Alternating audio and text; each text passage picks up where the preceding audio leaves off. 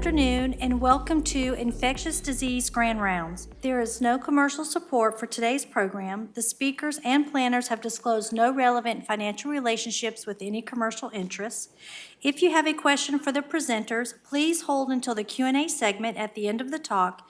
And if you're viewing online, please add your question into the Q&A section. A link to the event survey will be shared at the end of the program. It is now my pleasure to introduce Dr. Supriya Mannepalli, NGHS's System Medical Director for Infection Prevention and Control. Good afternoon, everyone. Thank you for attending the Grand Rounds for Infectious Diseases. We're going to focus on preventing hospital-acquired MRSA bloodstream infections. First, I would like to thank all the speakers, Dr. Zubelevitskiy, Dr. Austin, Erin, Heath, who is Assistant Manager for Vascular Access Team, Sarah Orstadius, who is our Lab Director, Sandy Bozarth, Director for Infection Prevention Control for the system. Dr. Austin is our System Inpatient Medicine Medical Director, and Dr. Zubelevitskiy is our ICU and Critical Care Medical Director. We have no disclosures. And I'm going to get this started and then pass on to our next speaker. And just a little bit of background about MRSA. In North America, estimated 23% of ICU infections are caused by Staph aureus, and nearly half of them are due to MRSA. And if we look at the risk of MRSA colonization, this includes a severe underlying illness, comorbid conditions, prolonged hospital stay, exposure to broad-spectrum antibiotics, of course, presence of any invasive devices increases the risk of MRSA colonization and infection as well, and of course, frequent contact with the healthcare system or healthcare personnel. And if you look at the reservoir of MRSA in the hospitals, it's not just the healthcare personnel, but also patients can come into the hospitals colonized with MRSA. And just like what we are familiar with C. diff, a patient who is actually going to be admitted to a room where the prior patient had colonization or infection with MRSA has a higher risk of getting colonized or developing an infection from MRSA. And of course, contaminated objects that are shared between the patients play a role as well in colonization and infection. And between 2015 and 2017, almost half of device-associated infections and 40% of SSIs caused by Staph aureus have been attributed to MRSA. And of these, 36.9% were ventilator-associated pneumonia, and half resulted in CLABSI. And again, the risk of MRSA infections like pneumonia, skin and soft tissue infections, or even primary bloodstream infections is high in patients who are colonized with MRSA. And studies have shown that range could be 9 to 33%, but I've seen even higher rates in some other studies. So having colonization with MRSA increases the risk of developing an invasive infection. And in these studies that I have listed here, of the 80,000 invasive MRSA infections, and all-cause in-hospital mortality was attributed as 14% due to MRSA. And in another US study, this was published in MMWR, unadjusted in-hospital mortality rate of 29% for hospital-acquired or hospital-onset MRSA bloodstream infections was noted between 2012 to 2019. I've seen some studies where the mortality rate is even much higher. Again, I've listed some of these here, where this particular study from 2002, where the 30-day mortality rate for MRSA bacteremia was up to 53.2%. In 2023, another study noted 35.7% 30-day mortality rate. And then in a 2012 systematic review that was published, more than 1 in 4 patients died within 3 months of developing MRSA bacteremia. So again, something very significant, very important, that we should really do everything we can to prevent these infections occurring in our patients. Of course, this also results in increased hospital costs. I mean, we all know once we identify an MRSA bloodstream infections, we have to make sure we identify the source, get the source under control, ensure the blood is cleared, and we have to make sure these patients get appropriate antibiotic therapy. This results in significant incremental costs and also prolonged length of stay. And again, the cost could vary. I've seen different studies give a range, but it could be as high as 80,000, 86,000, or as low as 14,000. I've seen a range, but in one particular study, they used an average of 60,000 for hospital-acquired MRSA bloodstream infections. And then the length of stay could be few days or several weeks, especially if we are not able to even arrange the IV antibiotics. We see these patients staying longer to get the treatment. And then some studies have shown that more than a third of the hospital onset Staph aureus bloodstream infections were associated with peripheral IVs.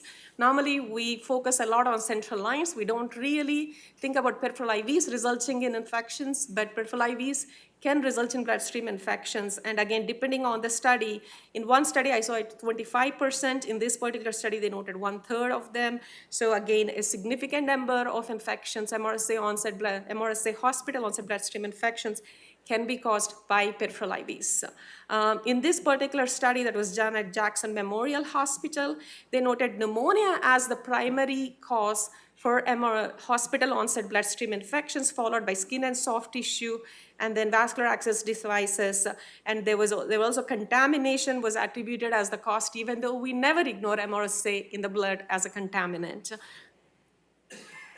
I'll pass on to Sandy Bozarth to discuss about the definitions. Good afternoon. I'm going to talk to you about MRSA lab ID events. These are infections that were required to report to NHSN, which is the National Healthcare Safety Network, which is part of CDC. And you can see the criteria here of what is called an MRSA lab ID event. A positive blood culture for MRSA on day 4 or later could count as an event. Other factors are a location change. Once an event has been identified, another one will not be called for 14 days unless there's a location change. So it's a little bit more complicated than just the 4 days or after rule. So I'm going to show you our data. Oh, I'm sorry, guys, I didn't even have that up there.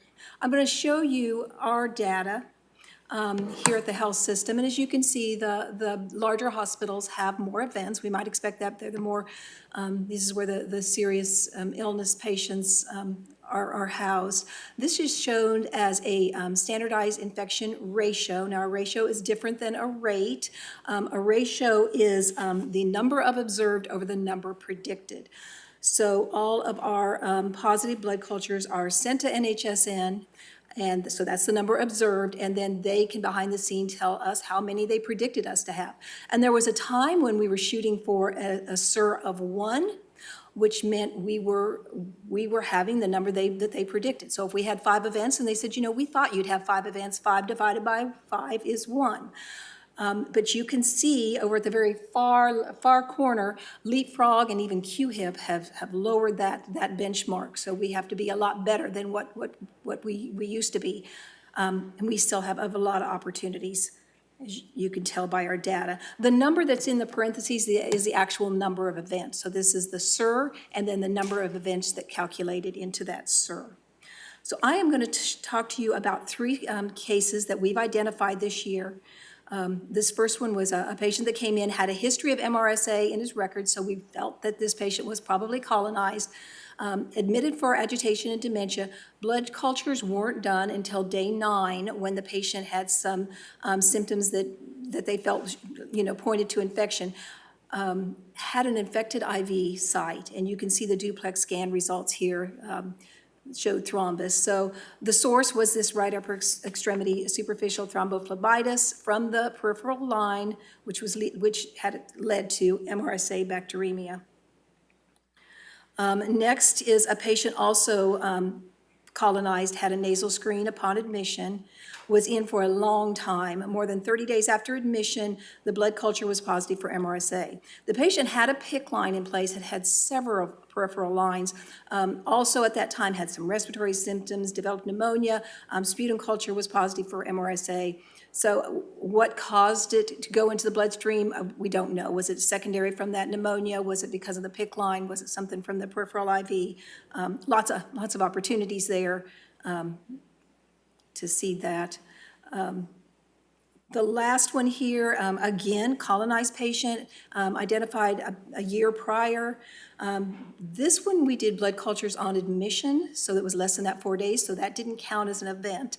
Unfortunately, there was a lot of other blood cultures throughout the stay. The ID physician noted that the source was possibly pneumonia, but this patient had multiple wounds, multiple devices, probably disseminated MRSA. They'd had bilateral breast implants, both were infected, some spinal surgery with hardware, which ended up having to be removed. So even though this was not a new infection, as the patient had it when they came in, because of those repeat cultures throughout the stay, it eventually fell into that criteria, which kicked it into an event for us. So this is just a summary of what we have seen in our events so far this year. There seems to be a theme. A lot of patients are colonized when they come in. Infected peripheral IVs, we've had several of those, some of them really, really bad. Hospital-acquired pneumonia that developed into a secondary bloodstream infection, and of course, chronic wounds. We've seen that in several patients. So I am going to turn it over to Erin, and she's going to give us her thoughts from the vascular access team.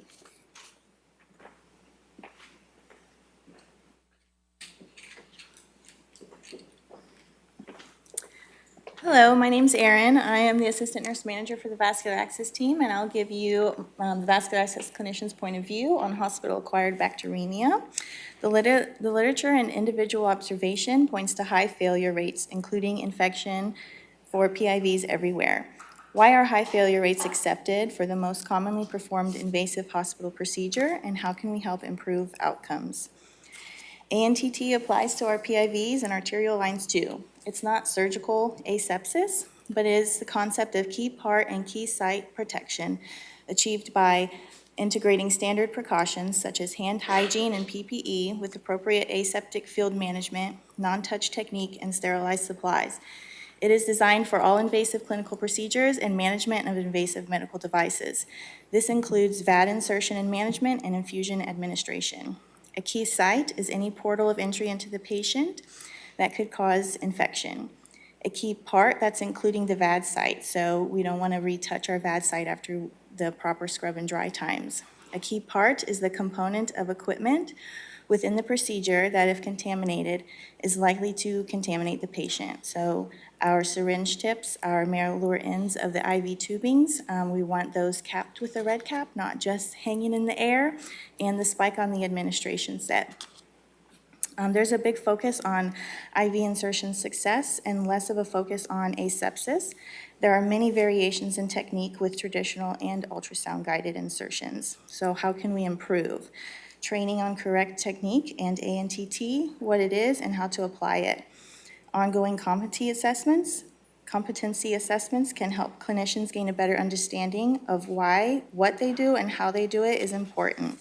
Our difficult IV access patients are becoming pretty common. Disinfection and probe protection strategies should be utilized. Mandatory supplies like probe covers should be readily available for compliance.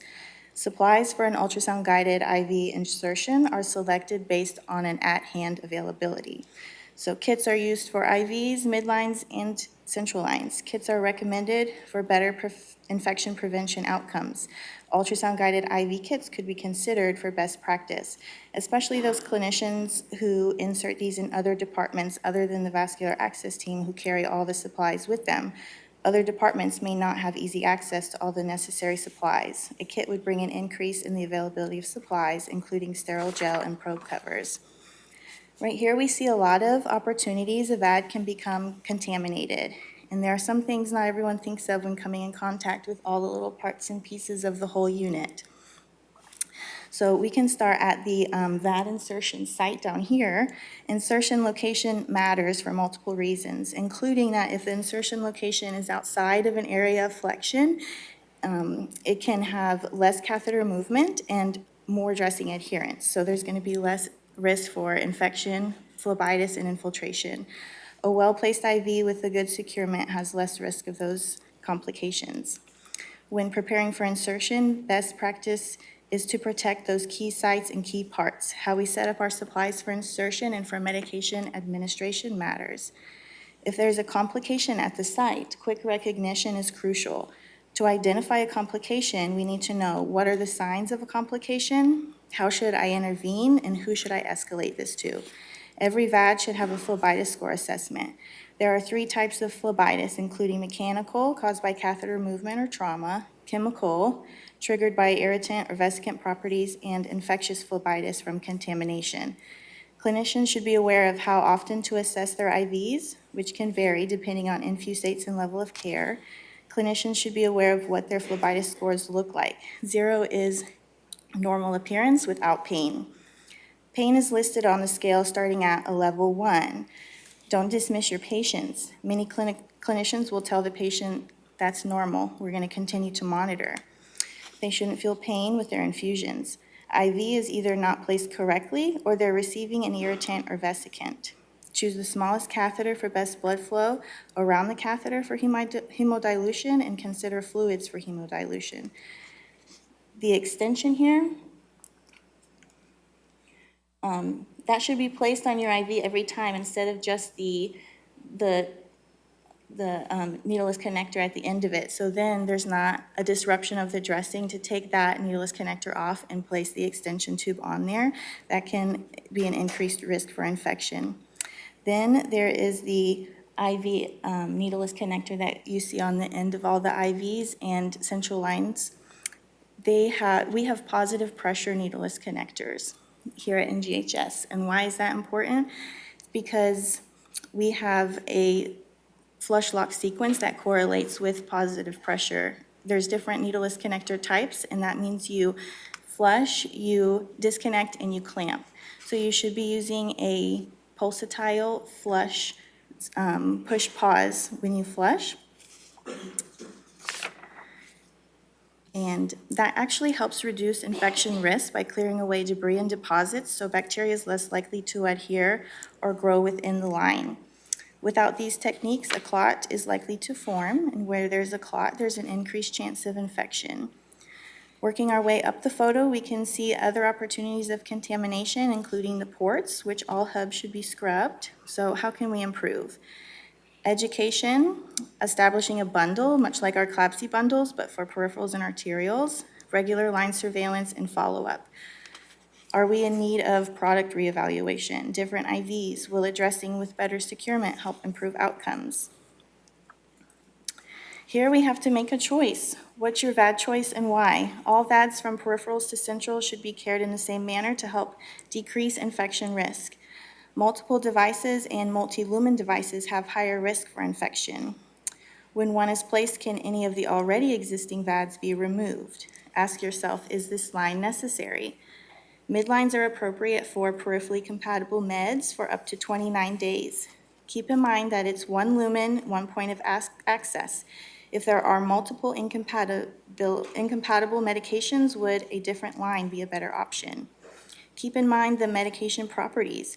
If the medication is a vesicant, it may be more appropriate in a superficial peripheral where you can see a complication quickly, or a central line. A midline ends at the level of the axilla, and it's in a deeper vein. The signs of infiltration will not be noticed for quite some time, and this can lead to tissue damage. This is just a long IV, and it comes with its own failure rates. A PIC leads to a central location and is more reliable for longer-term needs. Justification for inserting all VAD types will lead to better outcomes. We encourage line necessity conversations with RNs and providers during rounding. We facilitate line huddles to discuss central line necessity, and there's a need to justify the insertion of a central line. What about IVs? Thoughtfulness on insertion reasoning can help prevent many complications and infections. Are the medications compatible? Do we need a second IV if they are?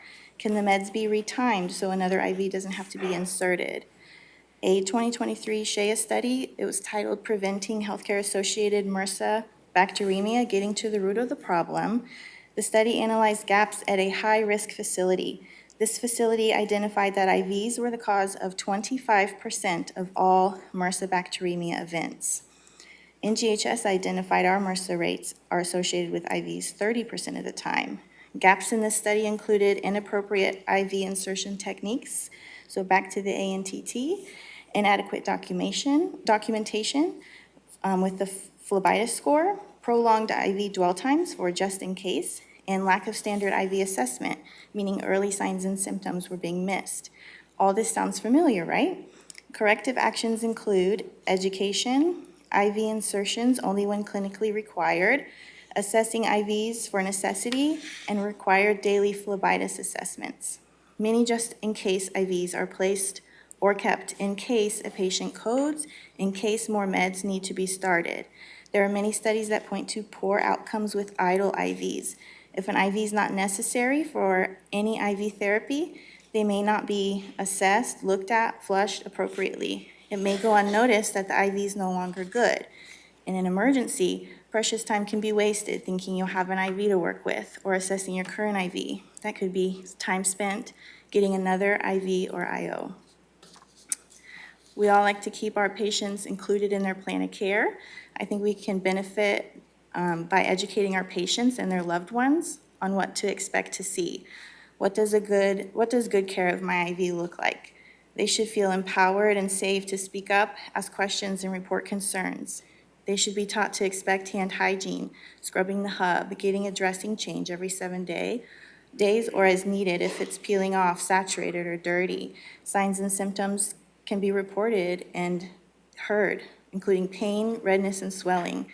IVs, their placement and their complications, their reinsertion rates, all affect patient experience. We can make it a good one for them with no harm caused. We can conquer hospital-acquired bacteremia if we work towards implementing and educating patients on best practice.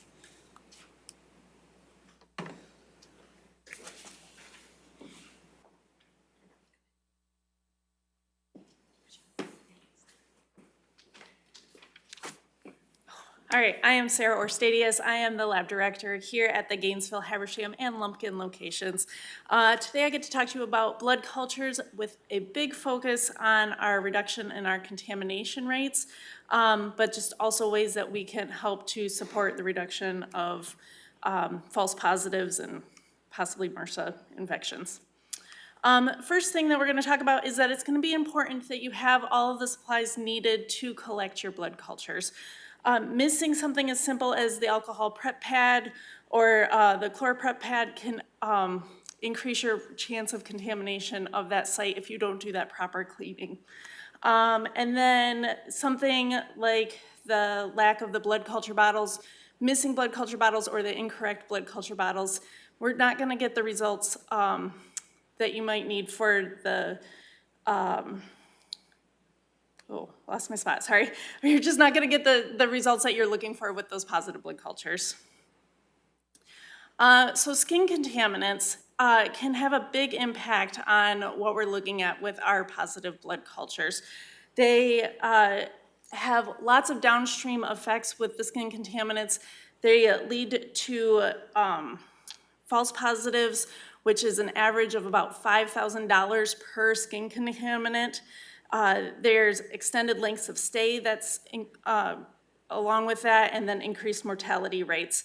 The laboratory has to monitor and report the contamination rates as part of our regulatory system. We use those reports and we send it out to our leaders in the system so that we can better understand where those contaminants are happening and how we can better stop them. One of the tools that we use for reduction of skin contaminants is the use of a diversion device. Here at NGHS, we use a product that's manufactured by Erin, but there's other devices that are out on the market. This device diverts the first 0.15 mLs of blood so that the basic skin surface contaminants and that skin plug are not introduced into that blood culture bottle, and that hopefully leads to a better true positive rate in our blood cultures. So here I have two graphs, and there's lots of data on there, but one of the things that I thought was really important to show here is that in October of 2020 is when we started utilizing our diversion device rates. There's only 2 months of that on here for when we, prior to our use of these diversion device fully, and then when we started using them as a system. And we had a contamination rate that was terrible. The goal is to be less than 3%. We were well above that as a system. We were in that 5 to 6% range, some months even higher than that. As the years have progressed, we've continued to use these diversion devices across the system. Our contamination rate has been right at or below 2% across the system, which is fantastic. We are really excited about the work that's done with this. You'll see that there's some months where we do have spikes in those increased positive rates at different locations. And for each of those, we look into them and try to find some corrective actions or some ways that we can do proper education or dig deeper into education and training for those sites. And then finally, other diagnostic tools that we use for our blood culture diagnostics is some rapid blood culture identifications. These are tests that are done right from that positive blood culture. And the information that's shown up on the screen there is when we have a gram-positive cocci that's identified in a blood culture, we run it on a test called the MRSA Staph aureus blood culture ID. And what we see here is about 60% of those gram-positive cocci that we identify are negative for Staph aureus. 40% of them are going to be positive for Staph aureus, and only 20% of those 40% are actually MRSA positive. This allows for our providers to do better treatment options based on that information that we're seeing there. Coming up shortly in the next couple of weeks, we have a new blood culture ID system that will be reported in the lab. This test will have 43 components on it. 26 of them are bacteria identification, 7 yeast, and 10 antimicrobial markers on there, so we can help with that identification of those positive blood cultures and ensure that we're seeing those true positives and not the contaminants that we're trying to avoid.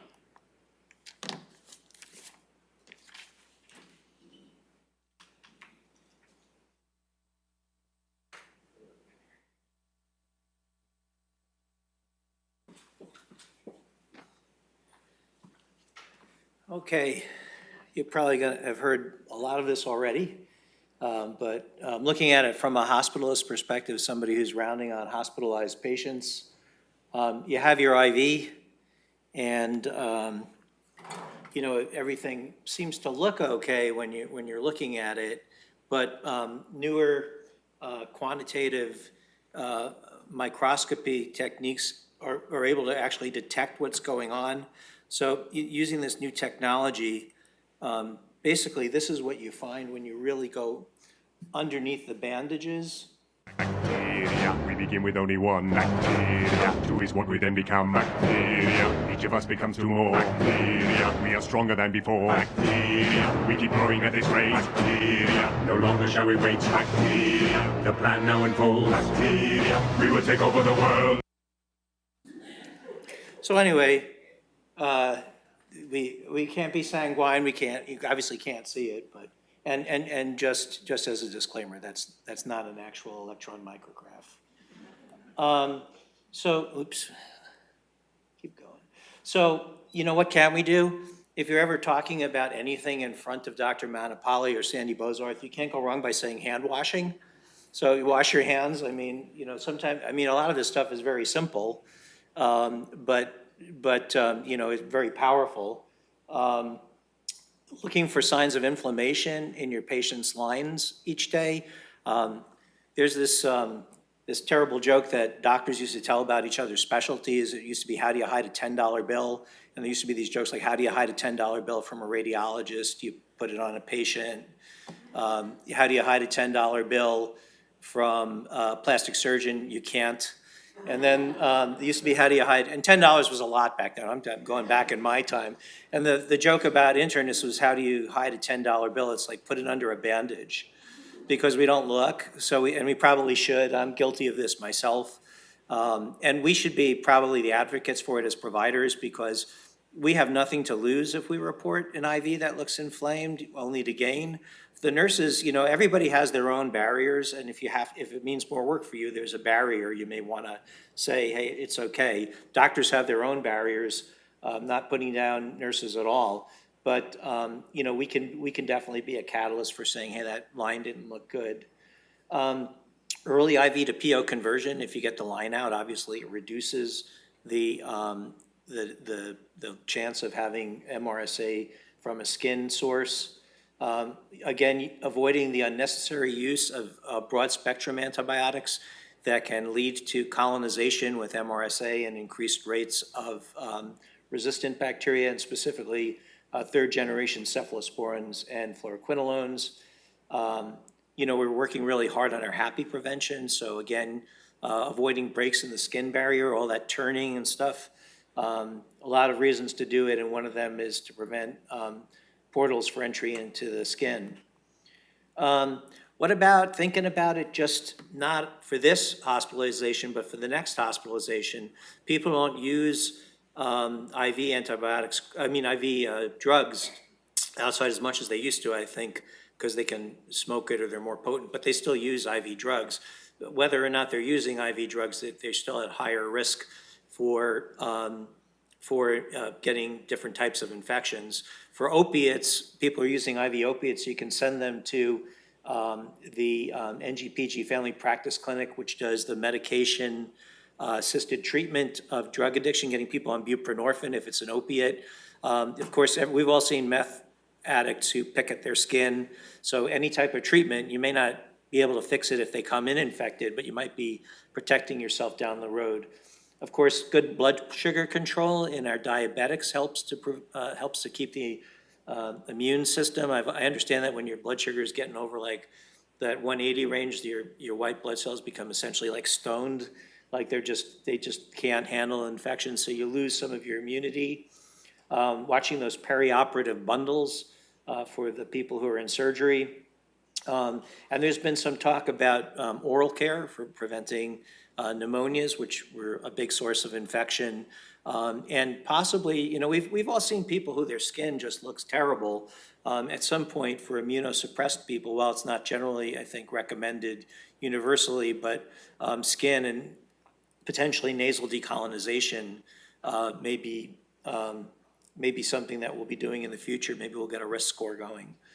I did like the talk about the IV sites, because you always see those people who have the IV in their intercubital, and every 5 minutes their alarms are going off because if they move their arm, they're occluding their line, and it always seemed to me like that would be something that would be uncomfortable and could mess up your skin if the IV is in a site where flexion of the joint will affect its position.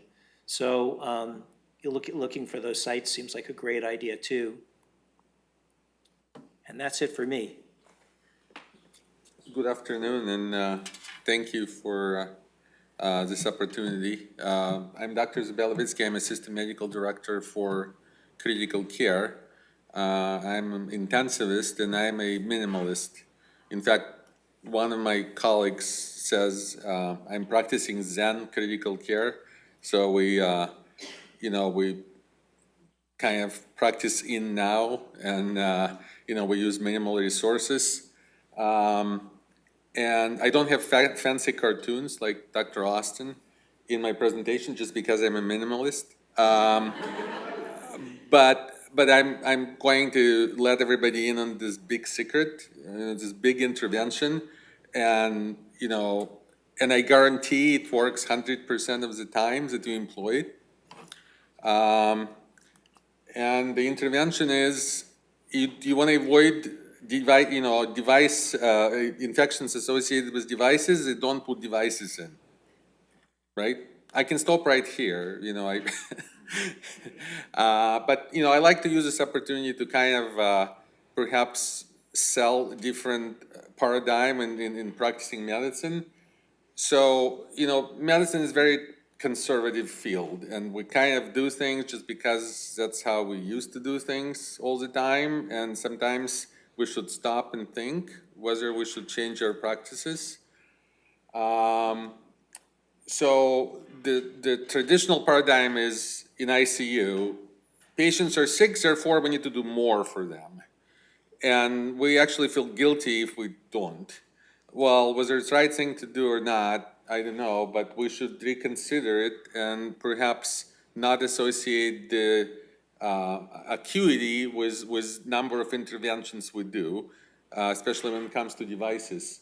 I kind of like that type of practicing medicine, pretty much, do no harm. Sometimes you just need to stand back and things get resolved. So that's, the data is there. We used to do high vent settings, increases mortality, increased vent days. We used to do lots of fluids for sepsis, increases vent days, increases ICU stay, increases mortality.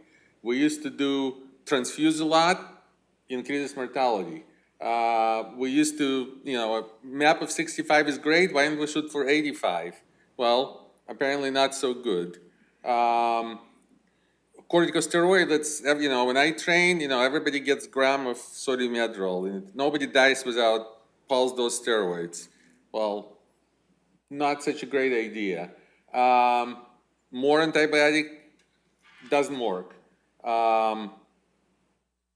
More dialysis doesn't work. More sedation doesn't work. So perhaps more food doesn't work. So you see the pattern, right? So more is, again, the first principle of practicing medicine is do no harm. And perhaps we need to reconsider when we,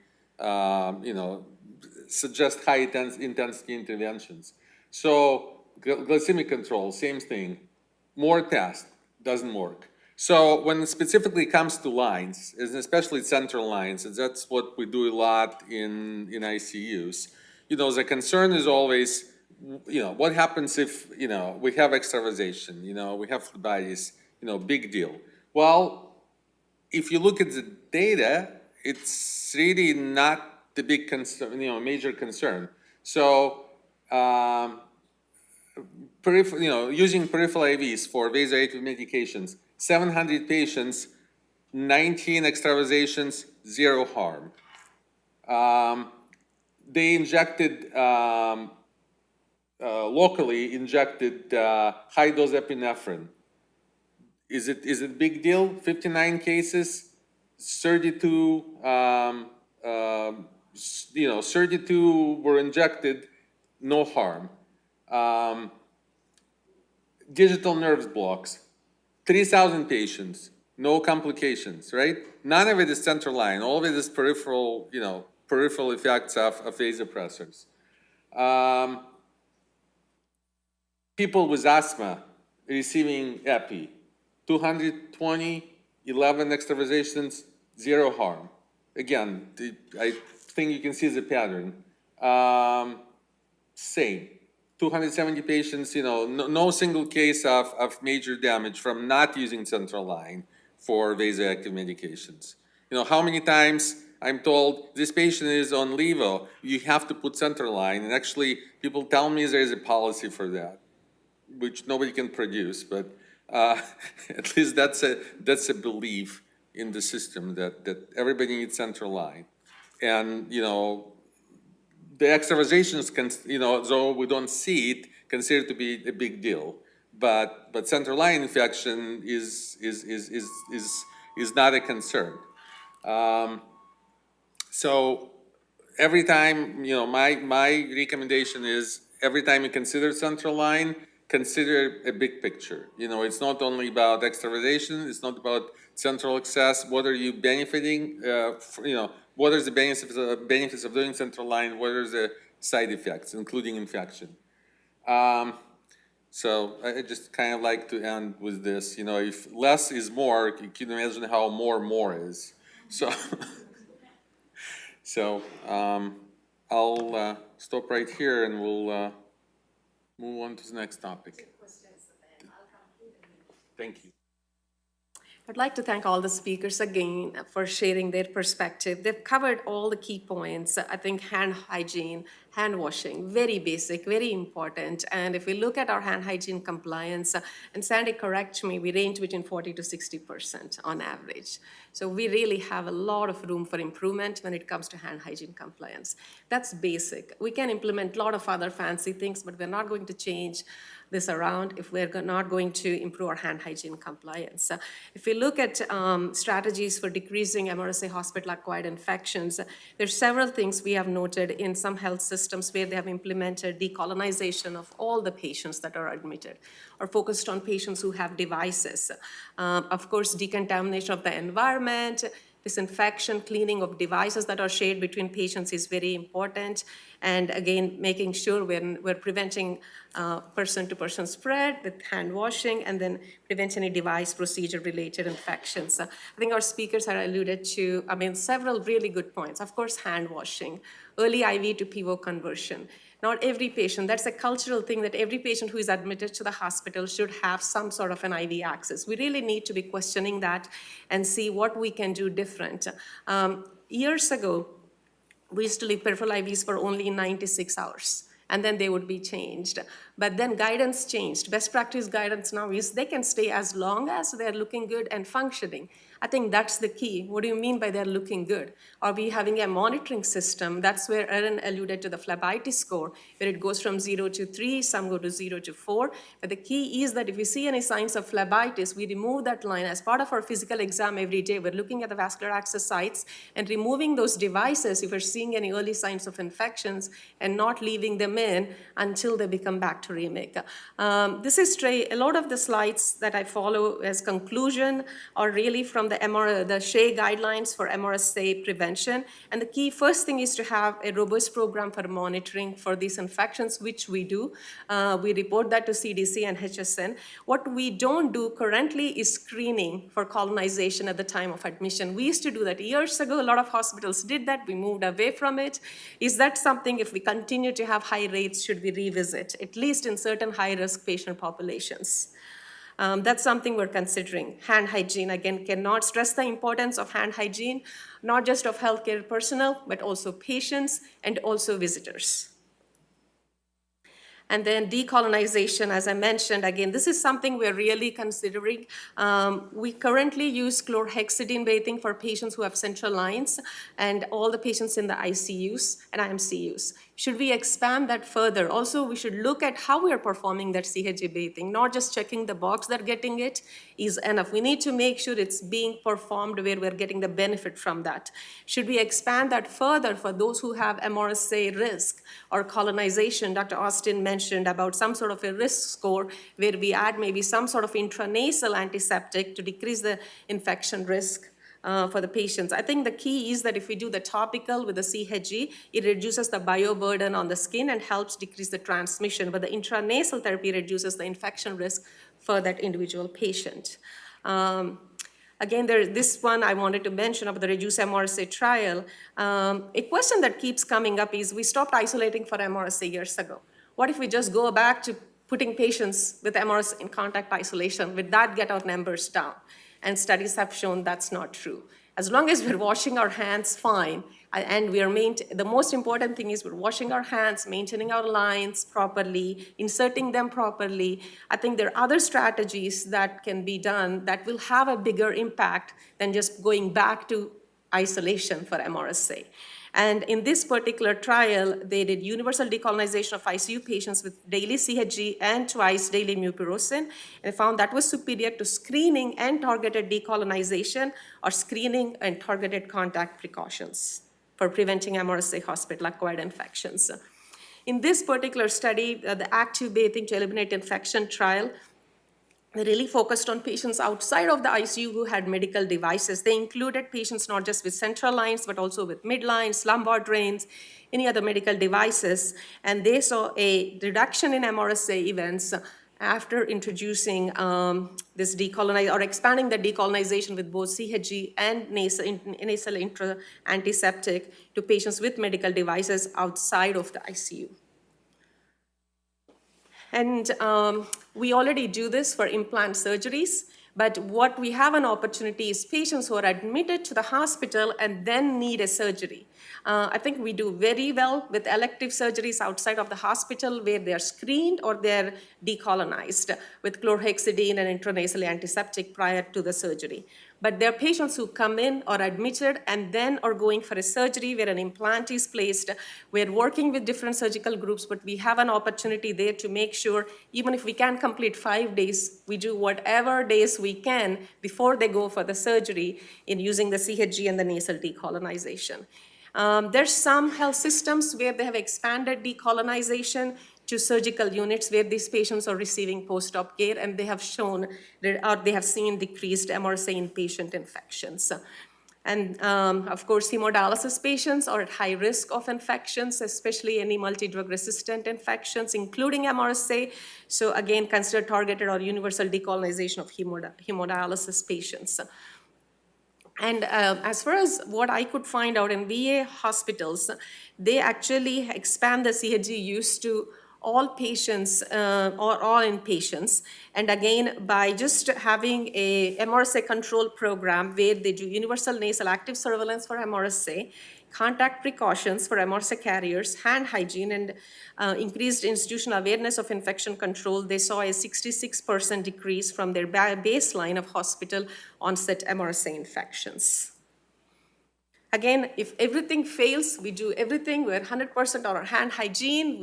We are properly, or as Erin mentioned, aseptic technique for inserting our lines, maintaining our lines, and we are using CHG on those patients with high risk and doing any, expanding the nasal decolonization to certain high-risk patients, and we do everything right, and we're still having infections. At that time, maybe we need to consider the contact precautions back again, but I hope we don't go back to that because I don't see that as an answer to decreasing MRSA infections. And this particular study, by just adding the intranasal antiseptic that was alcohol-based, they saw a decline in MRSA hospital-acquired cases. And in this particular study, this was interesting because their compliance with CHG bathing was only 58%. But even with that, they saw a decrease in hospital-associated MRSA infections by 55%. And this is an opportunity we have. We're exploring more into what is our compliance with CHG bathing. We have implemented it in ICUs, patients outside of ICU with central lines, but we are really, again, looking into what is our compliance rate and also how well are we providing this bath, how well are we doing that. Erin already mentioned about this particular study. They had a really successful program where they were able to decrease hospital onset MRSA infections by 90%. They initially just focused on hand hygiene. And then they really explored further and saw that 36% of the patients had dialysis catheters, peripheral IVs in 25%, and central venous catheters in 22% of the patients. And they really focused on the insertion and maintenance of these catheters. And that's when they really saw that robust decrease in their hospital onset MRSA cases. One of the opportunities that we continue to see is any lines that are placed emergently where we cannot vouch that we followed the sterile precautions, they need to be changed once we sterilize the patient. This applies for peripheral IVs also, including peripheral IVs that were placed by EMTs before the patient comes to the hospital. That line continues to stay for days together until patient develops phlebitis and patient develops bacteremia, and then we own that. And that line should have been removed after the patient presented to the hospital and was stabilized. Going back to the study from the Jackson Memorial Hospital in Miami again, where they saw that the #1 cause for the MRSA hospital onset bloodstream infection was pneumonia, they're really focused on oral care. They formed focus groups. They did process mapping to assess barriers to ideal oral care practices. And there were several they noted, actually. I have a chart here. It may not be clear, but there were gaps in education, gaps in ownership of who is supposed to perform oral care. And when we talk about oral care, it's not just patients on vent. It's patients on the floor. And that is a big opportunity that we have, even beyond just MRSA. Studies have shown that hospital onset pneumonias decrease if we are compliant with good oral care for our patients in the inpatient units. They didn't have ready access to supplies. Staffing was an issue, and patient behavior, patient family education. There were several opportunities they identified, and when they focused on that, and they created kits for oral care for patients who are independent, dependent, and patients on vent. They also implemented universal skin bathing with chlorhexidine, nasal decolonization, focused on early mobility and aspiration precautions, and they were able to decrease hospital onset MRSA cases from pneumonia from 46 to 20, and estimating 60,000 per case of MRSA bacteremia, they identified $1.5 million in cost savings by preventing 26 infections. Again, we talked about contact precautions. This particular study was interesting because actually after they stopped contact precautions for MRSA and VRE, they did not see a significant increase in hospital-associated MRSA infections. But then they actually saw that VRE infections were lower, which means there was an inverse association. So I don't think going back to contact precautions is an answer, but that if everything fails, that may be something we may be forced to go back to, but I think we have several other opportunities we should primarily focus on. And cleaning and disinfection protocols for any, for not just the room, but also any infection equipment that is shared between the patients, and focus on high-touch surfaces in patient care areas, bed rails, carts, commodes, all of knobs, of course, doorknobs, faucets, all of that. And again, I just want to mention UV light keeps coming up in infection control prevention strategies. I think before we add on anything else, we should get our basics right, which is just basic cleaning and disinfection of the room and high-touch surfaces and reusable equipment. So maintain good hygiene, hand hygiene, skin care, oral care, keep the wounds clean. Some of our MRSA hospital-onset bloodstream infections were from patients who had chronic wounds, but somehow that spilled over. They probably were colonized, it was on their skin, and then from a peripheral IV got into the blood. Keep surfaces clean, keep your hands clean, not just healthcare personnel, patients and visitors, and follow best practice for insertion and maintenance of vascular devices. And this is what we're doing. We're trying to share the information that this is something that we need to really improve because this has significant effect on the patient's mortality, morbidity. And just again, this summarizes what we have identified as the opportunities: low hand hygiene compliance, again, bring in some accountability, focus on improving the compliance there. Multiple devices. It's not uncommon for us to see a patient who has a central line, also has multiple peripheral IVs. I think that's something we need to look into. And frequent unit change. As Sandy said, sometimes we're just getting repeat cultures to document clearance, but if the patient keeps moving around, the clock resets.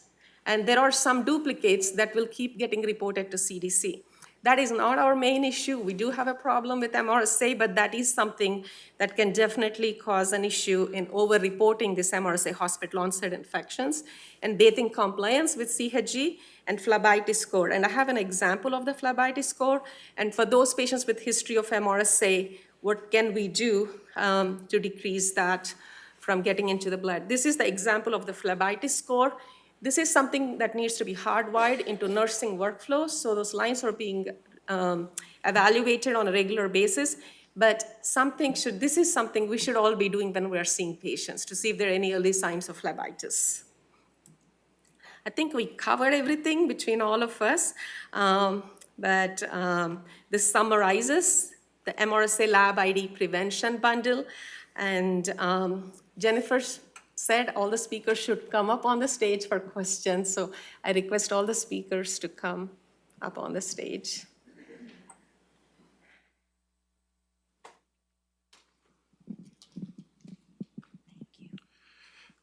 Thank you again for a very informative talk. For CLABSIs, for patients who go home with IV antibiotics and they have an insertion of a peripheral line, do those, if we were to get an infection due to that line, does that still count towards, basically we place that line, thus we own that line, does that still count towards our numbers? Great question. It will, based on timing. So if the patient went home and we got the positive lab within the 2 days, it would count as a CLABSI. Otherwise, not. Now, is there any current intervention to either have, because I know a lot of times when those OPAT orders go in, and this is maybe a good education on my end, is knowing what actually happens. Is this home health who is scoring or kind of looking into to look at possible early signs? Is there currently already a mechanism that assesses these outpatient for early signs, or is it kind of until we wait until the patient starts to show signs of infection? So our home health orders do include line care, and part of that is assessment for any signs of phlebitis, or if the patient is having any fevers, usually our office gets called, or whoever is on call for us after hours gets called.